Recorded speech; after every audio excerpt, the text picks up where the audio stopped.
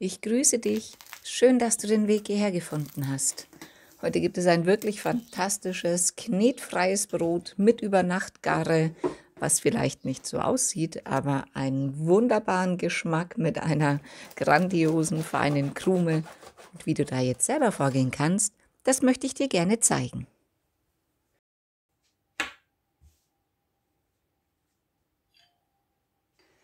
Du benötigst dafür 480 Milliliter kaltes Wasser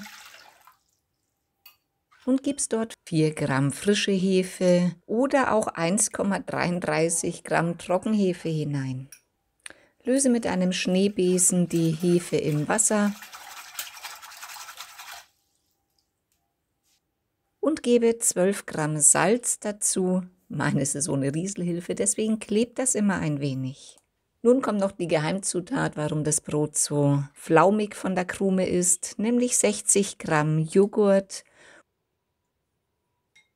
und auch einen Esslöffel Essig.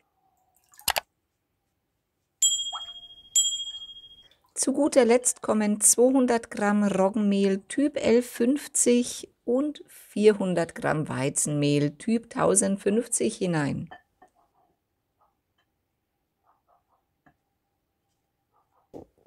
Nun verrühre einfach deine Zutaten, bis das Mehl mit dem Wasser gebunden ist und es natürlich keine trockenen Stellen mehr im Teig vorhanden sind.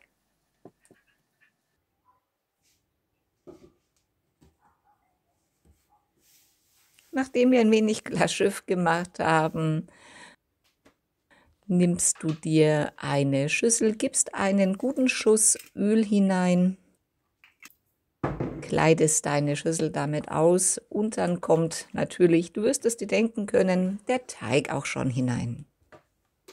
Diesen lässt du jetzt für 12 Stunden bei Raumtemperatur einfach fermentieren.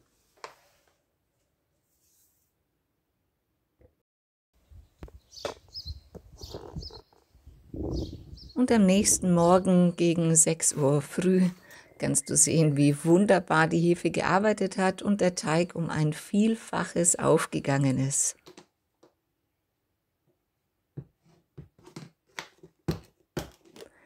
Er riecht auch wunderbar nach frischer Hefe.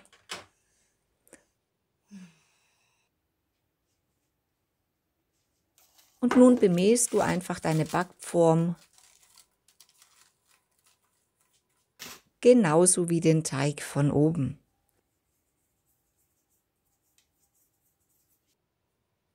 Um Spannung in den Teig zu bekommen, legst du deinen Teig in der Schüssel etwa 10-mal zusammen. So hebst du auch das Mehl unter den Teig darunter. Im Anschluss gebe deinen leicht gespannten Teig in deine Backform hinein. Du kannst natürlich auch eine Kastenbackform nehmen oder eine kleinere. Das ist letzten Endes ganz dir überlassen. Und verteile den Teig noch gleichmäßig darin. Nun bekommt der Teig noch etwas Mehl wieder von oben. Danach lasse ihn für ca. 20 bis 30 Minuten in der Stockgare gehen. In der Zwischenzeit heize deinen Backofen auf 250 Grad vor. Bevor der Teig in den Backofen kommt, reduziere die Hitze auf 200 Grad und lasse ihn für 35 Minuten ausbacken. Und danach reduziere die Hitze abermals auf 180 Grad für weitere 10 bis 15 Minuten.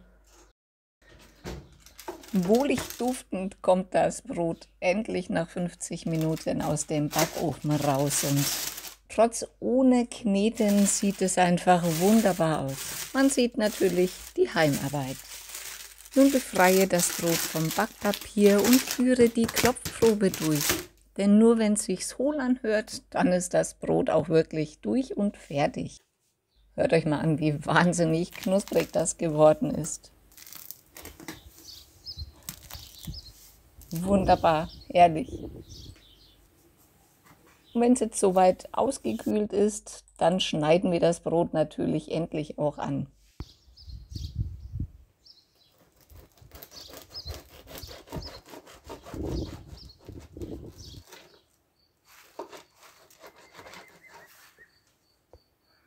Und was für eine wunderbare Krume. Schaut euch das mal an. Total flaumig und leicht auch auf der Zunge. Prima, genau so soll es sein. Und das mit so wenig Aufwand. Deswegen wünsche ich euch jetzt einfach nur einen wunderbaren, guten Appetit. Viel Spaß beim Nachbacken. Lasst es euch gut gehen. Bis bald. Pfiat euch.